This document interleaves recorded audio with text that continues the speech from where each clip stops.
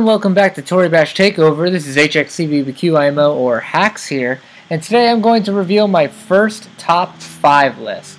Why top 5? Because I was too lazy to make a top 10. No, but really I was making the footage for a top 10 video unrelated to this video, and I was really unhappy with the footage, so I wanted to provide something to you guys so that you can sit waiting with no ToribashTakeOVer videos. But before I get into what this video is, I just want to say a huge thank you, and you guys should thank him too, to Ishi. Ishi made a gigantic donation to ToribashTakeOVer so that I can make a great prize for you guys in my next giveaway. However, my current giveaway is going on right now. Go into the news board, look at my sticky thread, or put in your comments your best idea for a video. The winner will receive the prizes stated in the news thread. Alright, with that being said, guys, this is ToribashTakeOVer, and this is the top 5 most annoying cheeses that you must be able to counter. Number 5. Number 5 is the rush kick in a Lenshu 3 or an RK MMA sort of setting, I guess even in older wushus. Now the rush kick's pretty simple. They come up right in your face and they want to blow you out really early. A lot of people like to make comeback setups, and this kind of throws a wrench in the whole thing. It seems kind of cheap at times. But bear in mind there are very easy ways to beat the rush kick. I like spacing out people. So I always create space between me and my opponent, and I always like to defend.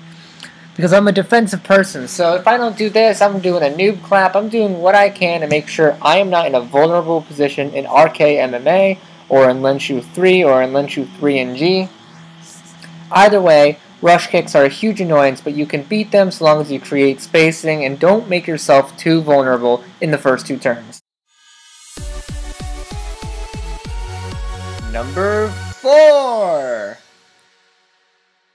Number 4 goes to lift kicks in Aikido, and I'll tell you why. It's probably because they are both the easiest and yet the most dynamic in which you have to counter them. And if you're not prepared at all for it, you typically lose the game. Now, lift kicks are as by design to force you out of the arena on your own side very quickly. So I highly recommend getting a grab on them, extending your pecs, raising your shoulders, and contracting your wrists. If you do this, here, let's get the footage up. If you do this and you raise that pec, or raise the shoulder, extend the pec, contract those wrists, you'll notice that I immediately got my feet back on the ground. Once your feet are back on the ground safely in the dojo, you have successfully countered the lift kick and then can go on to play and see if you're in an advantageous position or not. I really wasn't, but I was still able to pull off a nice little maneuver here and win by fracture and DQ. So that is the lift kick for number 4. Number 3. Number 3 belongs to the position of people who decide to hit and then run away in wushu. It's kind of a jerk move, but I do it myself sometimes, and here's why.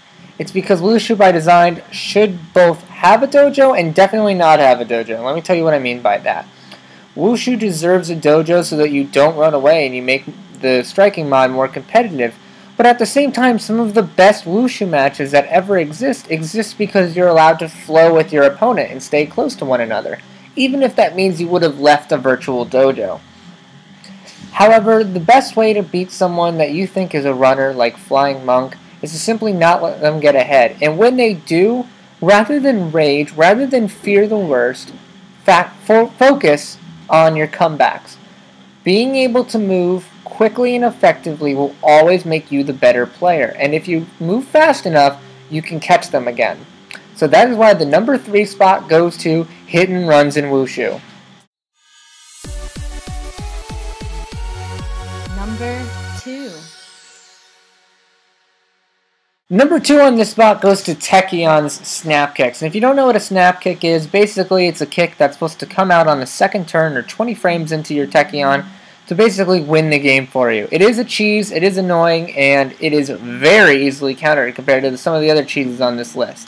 Simply make sure that your hand is in a position where if you lowered it, you would be able to block anything in this sort of area. So I highly recommend simple openers that don't get elaborate hands up in the air. and you can easily grab on safely. Now, it's important that you do not grab the foot. If you grab the foot, it is like an 80% chance that your hand breaks.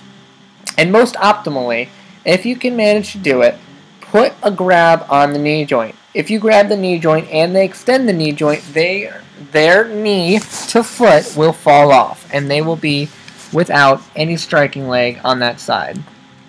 So that is how you counter a snap kick, and it's really important that you leave yourself in a position, no matter who you're playing and how you're playing, to be able and wary to defend a snap kick when you are playing TK.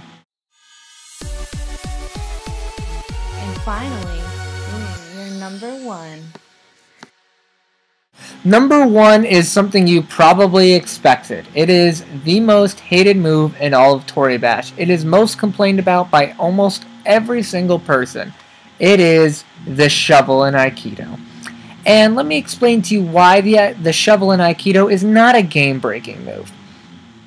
The shovel in Aikido is actually a fairly common and easy move to counter, and it's all about getting your feet back on the ground and reassessing your position and staying low. If you ever want to beat any cheese in Aikido, I guarantee you the number 1 rule is staying low, staying below the opponent, allowing yourself to manipulate momentum better. However, by the sheer amount of wins that are gained against unsuccessful shovel counters, I have to put shovels on the number 1 list. So if you want advice on shovels, understand this. I don't want you to use kick openers. Kick openers typically very much limit yourselves and put your leg up in the air, causing you to lose balance. So I highly recommend some sort of grab opening where you get a good position and start grappling with your opponent.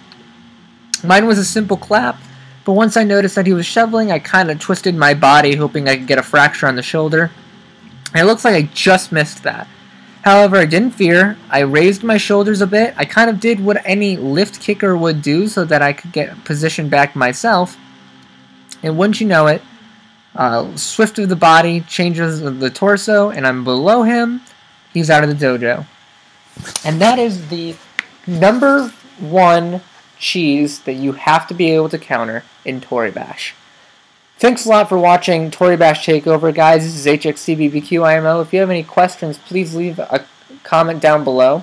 If you like what you see here, like, comment, and subscribe to my channel at ToribashTakeOVer. Thank you so much for watching, and have a good one.